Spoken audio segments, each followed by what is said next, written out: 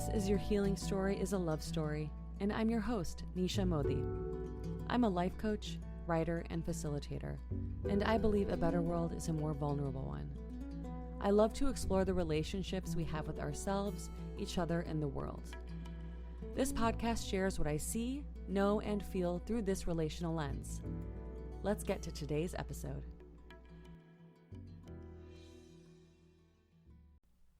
Your Healing Story is a Body Story. Content warning: rape and intimate partner violence. It's no surprise that two of the most cited books about trauma and healing, The Body Keeps the Score by Bessel van der Kolk and My Grandmother's Hands, Racialized Trauma and the Pathway to Mending Our Hearts and Bodies by Resmaa Menakem, have references to the body in their title. Both of these books have received legitimate criticisms, but I name these to reference their titles, not the content. Healing and trauma isn't about mindset, it is embodied. Racial violence isn't just a way of thinking, it is about subjugating and controlling bodies. In Who is Wellness For? An examination of wellness culture and who it leaves behind, Fariha Roshan discusses how Virginia Woolf wrote how important it is for illness to be part of literature. Literature, Woolf believed, concerned itself too much with the mind while pretending that the body was negligible and non-existent. Responding to critiques of navel-gazing in memoir writing, Melissa Fabos writes in Bodywork: The Radical Power of Personal Narrative. Transforming my secrets into art has transformed me. I believe that stories like these have the power to transform the world. That is the point of literature, or at least that's what I tell my students. We are writing the history that we cannot find in any other book. We are telling the stories that no one else can tell, and we are giving this proof of our survival to each other. What I mean is, tell me about your navel. Tell me about your rape. Tell me about your mad love affair, how you forgot and then remembered yourself.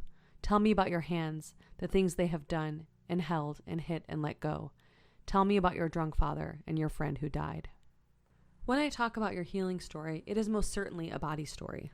A body story moves beyond stating the pain or love or disappointment you felt because it shows where those feelings and sensations showed up, mutated, transformed, dissipated, and arrested you.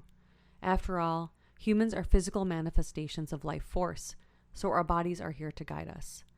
We might think our bodies hate us. We might dissociate from our bodies, ignoring all the signals and information it gives us. But all the quote-unquote bad things we believe our body is doing to us is actually for us, and this is always part of a larger story. The tricky thing is that so much of what the body does isn't always in accordance with our vision, what our eye can see. Even if we visualize that a physical location or human we are with is safe, our body can decide otherwise based on past experience. Our conscious mind is so helpful, but it often bypasses what our subconscious and unconscious parts have to tell us. These parts give us messages by halting our hunger, increasing our heart rate, tightening our hips, not allowing us to speak, inducing a pit in our stomach, feeling detached from our body, and more. Then our mind responds through thoughts, beliefs, and language. The unconscious holds so much, and I truly believe that increasing our awareness of it starts with relating to the body. This is an actual relationship. But relating to the body can feel like crap for a bit, or longer. You don't have to do this all at once. It can be slow and steady in a way that honors how much you can handle. In doing so, you can excavate the many ways your body has loved you and protected you, even when you didn't have the means to do so when you had few choices. Remember, your healing story is a love story, and if your healing story is a body story, then your body story is also a love story.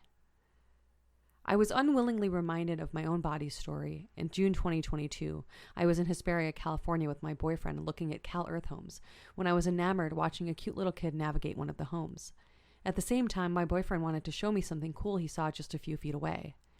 He tugged at my forearm to show me what he saw, and I froze. It wasn't anything violent, but my body began to remember.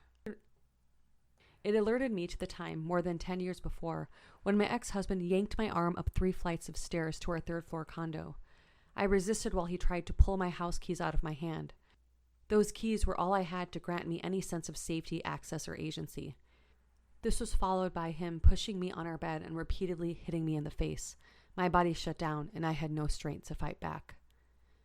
It was one of the many times he went from Dr. Jekyll to Mr. Hyde in his drunkenness, Earlier that night, we had a beautiful time hosting my brother and some friends on a rooftop deck overlooking the Chicago skyline, grilling, drinking, laughing.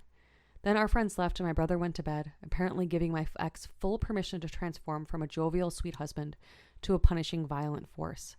It was the only time he was physically violent toward me, but it was all my body needed to imprint that memory, that fear, that trauma response into my bones, my flesh, and my heart. 10 years later, I thought that memory was in the past, and it was, but trauma never goes away. Our relationship with trauma, which is inherently a relationship with our body, is what allows us the capacity to heal, to have self-compassion, and to remember that our bodies want nothing more than to be wise and protect us in any way possible. While my boyfriend excitedly pointed at what he wanted to show me, I was frozen in fear, wondering why my head felt cold and numb and my belly felt immobile. In the middle of him talking, I stopped him and told him what was happening to me. Then I burst into tears. After my sobs softened, I jokingly said, "Wow, the body really does keep the score."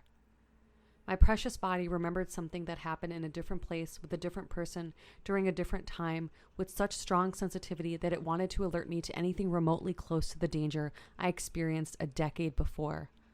Wow, what a beauty my body is. What a loving creature. What a protective badass. Reliving that body memory felt like shit, and the more I think about it, I'm glad. That day I learned that I had a hell no for any act that took me away from my joy without consent. While I was technically safe, my subconscious and my nervous system recreated sensations to say, hell no. What a loving love that is. Yes, the body keeps the score, but it isn't about winning or losing as much as it is about capacity and discernment. And capacity can shift and expand when you bring curious, loving, non-judgmental awareness to the body. Some people are so traumatized and so dissociated from their body that this seems impossible. No amount of words I write about how your body loves you so fucking much can convince you of it. But that, my love, is your capacity. So be with it. Nurture what is there because even numbness is a feeling that is present for you. Love is a verb. The body is an ecosystem. Healing is a returning. Your healing story is a body story, is a love story. So ask yourself, what stories has your body received? What stories has it told? What stories were taken away? Journal about it, tell me in the comments, or talk to a safe human about what comes up for you. Thanks for listening, friends. Head to the show notes and click send us a text message to let me know what you think about today's episode. And be sure to follow me on Instagram at HealingHypeGirl and get on my email list at bit.ly/notesfromnishaland. The intro and outro music is called Reverie and it's by _ghost from the Creative Commons. Until next time.